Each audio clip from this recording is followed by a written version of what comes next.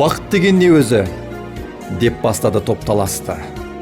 Бірі оны үйден іздеп, бірі қырдан әрі асты. Бір айтады: бақыт деген барлық байлық емес пе?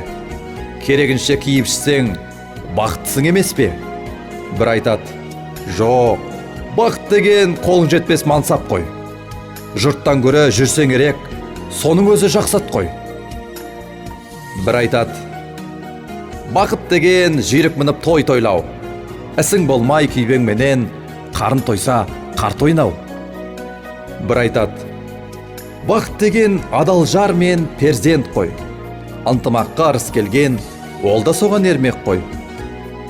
Пікірлердің таласына осылай мен жолықтым.